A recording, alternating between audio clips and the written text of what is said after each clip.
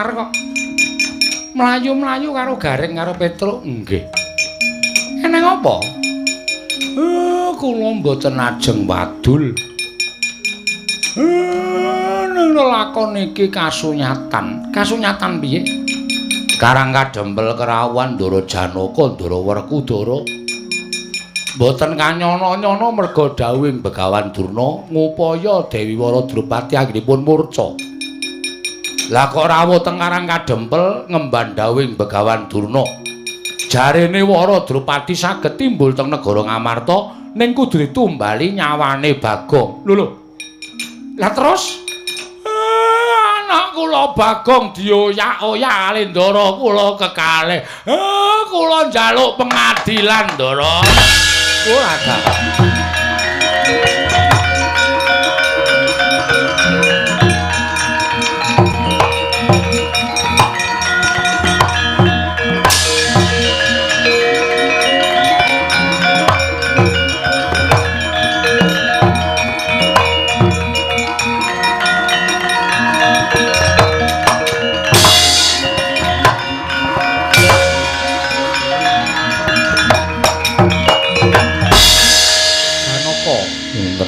Werkudara. Nggih. Kok ngendi kowe? Ngupaya Kakang Mbok Wara Drupadi entuk gawe sekedhap malih tumunten badhe kundur wonten negari Ngamarta. Lho, kok sekedhap malih? Ketemu ora? Kaliyan lho, Mbak Yumu. Inggih dereng nanging syaratipun sampun kelampah. Oh, syarate wis tok lakoni. Sampun. Wis Werkudara. Wis. Syarate apa? Syaratipun inggih menika menapa menika inggih sejatosipun. Ayo Gage matura karo dulurmu tuwa syarate apa? Inggih menika kuwanda. Kuwanda inggih kuwandane sapa? Kuwandanipun menapa menika kewandanipun ge omong ora menapa menika diulak balik nggih anu Koko Prabu mboten duka lho mesine ora yen panjenengan kuwi dadi syarat kunduring Nyai Prabu Nyai Wara Drupadi aku ora bakal duka kuwandanipun Bagong piye kuwandanipun Bagong kuwandane Bagong Panakawan. Inggih. Terus kowe mau matur wis kelakon, tegese Bagong wis tak pateni. Mboten kula pejahi nyamung nyemplung telenging samudra.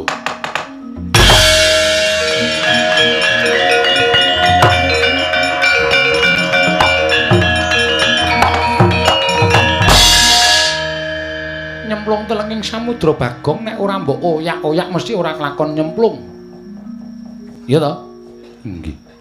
Coba to Janaka aku tak takon karo kowe iki jane duwe nalar ora to? Kowe kuwi padha duwe rasa kamanungsan ora, Werkudara? Nggih. Tak takon karo kowe sing ngakon mateni Bagong sapa? Durna bapakku. Wis ping pira kowe percaya karo Durna? Ning nyatane ngawu gawar ngawur ora ana nyatane.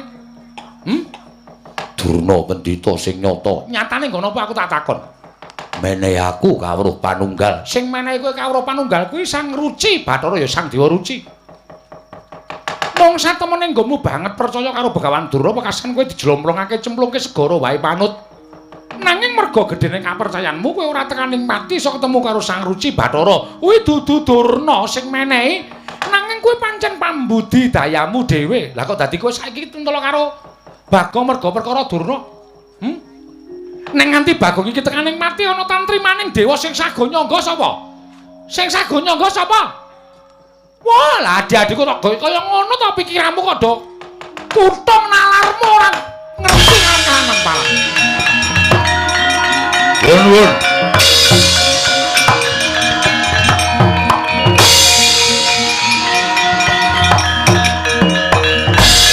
Sapa iki? Kula Patih pangreksa praja saking negaring Giri Kadasar. Kula utusanipun Prabu Patokol Baworsari. Terus karepmu Dereng kemawon mlebet wonten negari Ngamarta wonten mriki sampun lenggah priyagung-priyagung nata Ndarawati kadange Werdanata ing Ngamarta. Sinuwun. Kula badhe munjuk atur. Kepareng badhe pinanggih kaliyan Sri Prabu Puntadewa. Yen wis ketemu, kula badhe ngaturaken utusanipun Nalindra inggih gadhasar Prabu Patokol Baworsari. Sire piye Ratu Gustimu wis ta cekak aos wae. Badhe nglamar putri Ngamarta. Lho, putri Ngamarta sapa? Inggih menika badhe dipun wengku garwa naminipun Dewi Janaka lan Dewi Werkudara. Kula arep dilamar iki lho. Werkudara arep dilamar iki lho.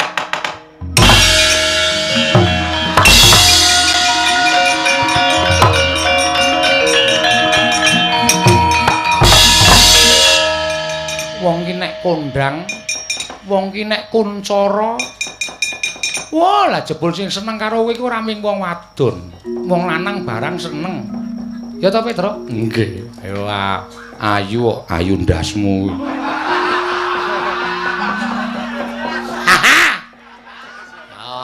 Kuwi jenenge sapa sing tumindak ala wahyuning bakal cilaka, sapa sing mbak becik mesti ketitik. Nggih ta sinuwun? Iya. Wis benengke wae. Aku tak ketemu karo Patih mau, tak kandha karo Patih mau nek Janaka saguh dilamar Prabu Patokol Baworsari. Koko Prabu. Koko Prabu sampun kados ngaten Koko Prabu kula isin. Kowe duwe isin wae. Kowe duwe isin? Inggih. Yen kowe duwe isin kudune kowe duwe rasa welas asih. Ning kowe koncatan rasa welas asih. Kowe mentolo karo abdimu Bagong. Lah gunane apa kowe duwe isin? Coba aku tak takon karo kowe. Gunane apa kowe duwe isin? Wong kowe tresna asih rasa kamanungsan, kowe dibelani Bagong seprana-seprene wae ora ngrasake dibelani kok. Kowe isih duwe rasa tresna asih ki asihmu nggon ngendi aku tak takon karo kowe.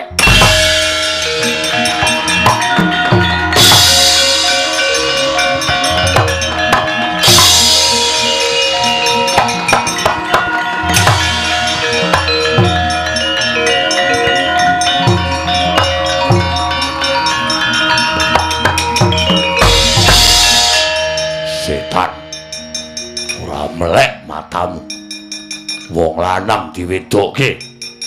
Ora ana Dewi Werkudara, sing ana Raden Werkudara. Saanane waton Werkudara diasmu.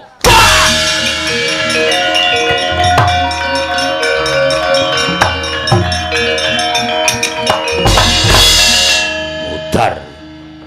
Wani madunke Werkudara, tatane nyawa. Sepelekke. Wah, kon rene Ratu Gustimu, suweke cangkeme.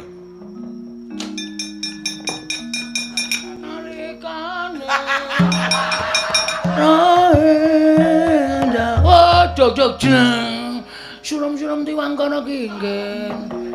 Yen mangos wong kang layon. Dene lan kang manise. Wah, tanane ra layo, kumelku jam ora raut. Oh, lah Patih. Muga-muga entuk papan sing jembar, swarga sing sempit. Raden Werkudara kowe membunuh Patih. Iki Prabu Patokol Baworsari Sirnana legane ati.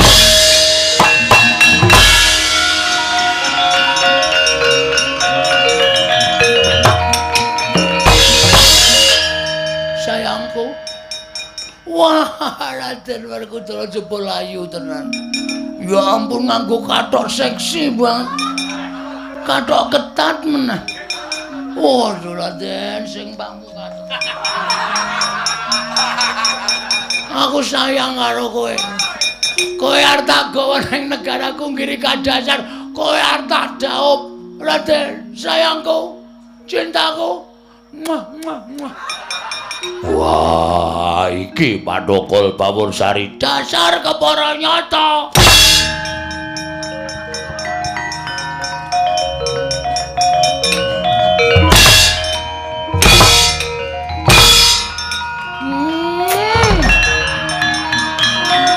Kemana kau?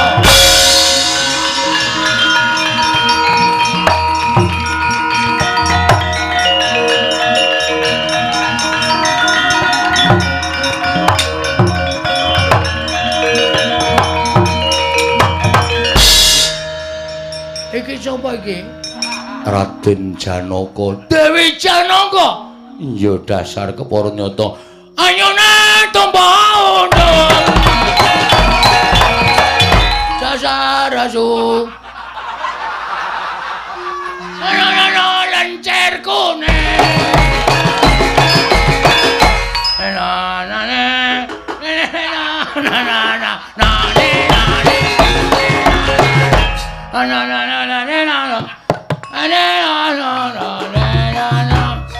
Tolong sawangan aku sing nandang rindu. Tolong mulia saurna utangku. Kang atiknya. Ayo tak pek bojo sayang. Ayo. Aku lanang. Ora masalah. Aku ACDC. Aku lanang gelem wedok gelem. Aku kuwi lanang. Cahedan Patokol Baworsari tak pecah siramu. Nyo pecan.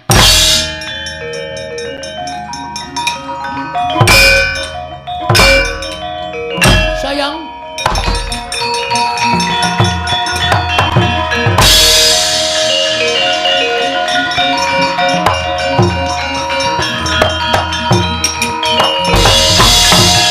Wis sapa iki? Awake kok dicat ireng.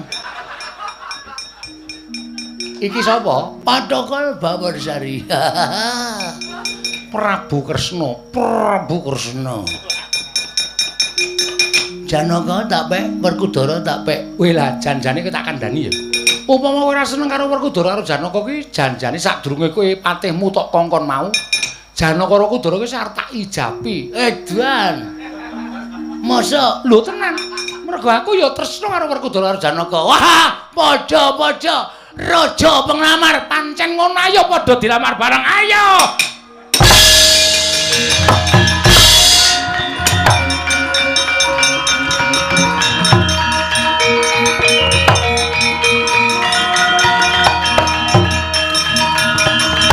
Kakang Semar.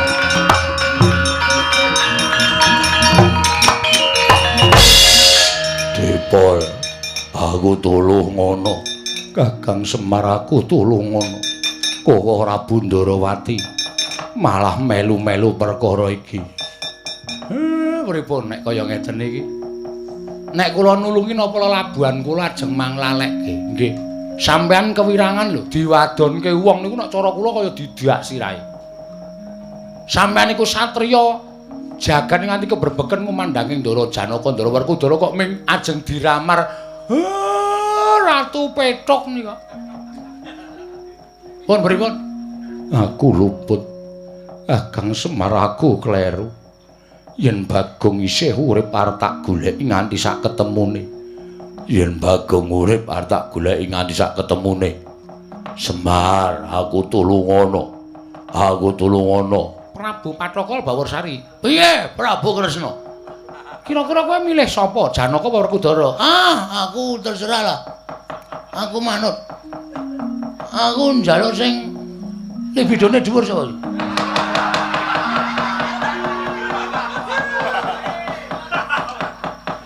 Janaka. Aku Janaka, kowe Werkudara, aku nek gedene semono keling ayahi. Repot-repot. Kakang Semar tulung ngono aku, Kakang.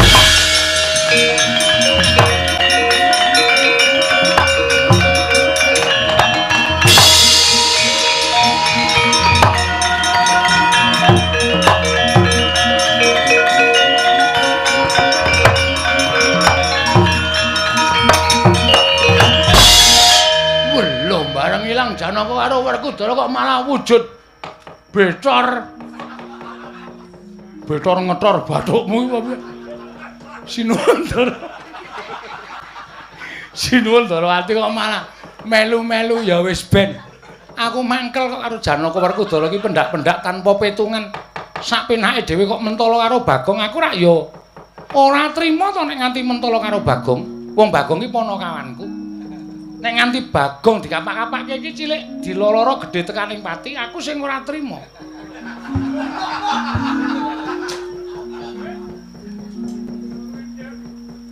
Gareng nendi? Teng mriko. Petro teng mriko. Kae kon ngajar ratu kae. Lambene kula ora pangling.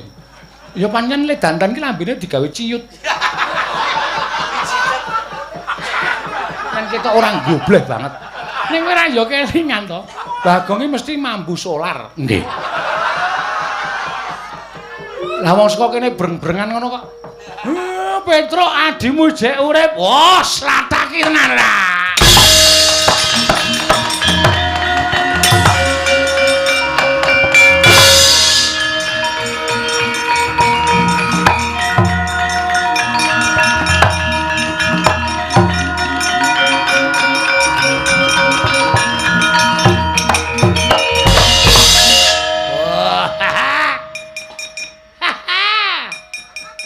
Iki entuk sandangan saka ngendi to, Wer?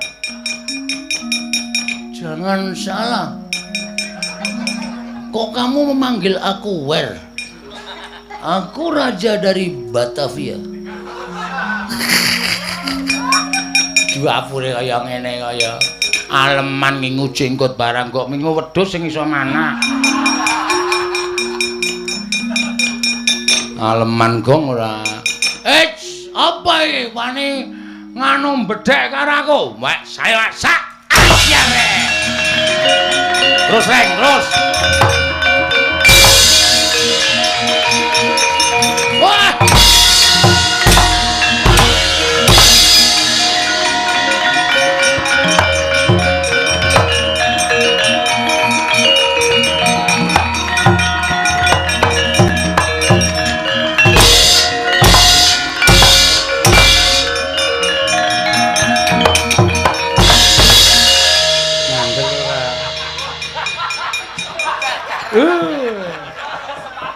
Aku wae terus. Ah iya.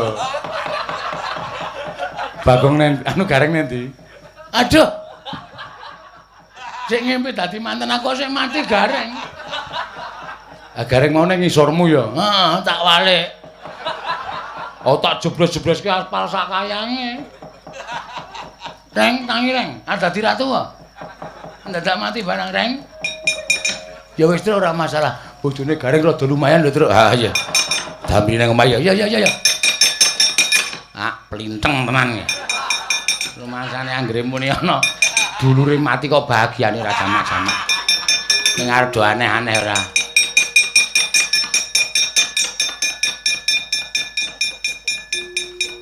Bagong, nggih.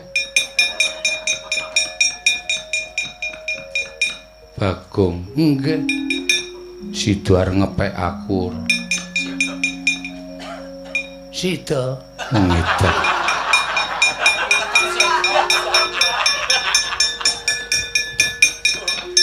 Wah, duwer. Lenggor. Wah. Ajar. Lah kowe iki terus entuk-entuk amuh apa kowe kok dadi ratu barang? Weh, lah niki iso dadi pepadang tumraping negara Ngamarta. Gusti Ayu. Medal Gusti Ayu.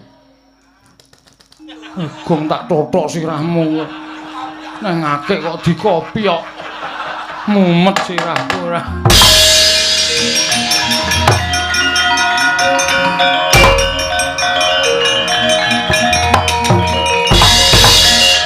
Edan. Lah iki prameswari Ngamarta ya mlebu ning akeh dikopi kok wae. Nek mboten dikopi ora metu. Metu ta? Iya. Kandhane kok. Ameng kula ngeten kowe. Langsung metu ora. Aya keten kok. Nek mboten di ngeten kowe ora metu. Iya. Ngerti aku nggih. Bagong aku njaluk ngapura. Nggih, pun mboten napa-napa. Sing penting Ndarawara Drupadi wis kondur teng negara napa menika? Ngamarta. Terus kula ya wis iso mbalekke Dewi Wara Drupadi.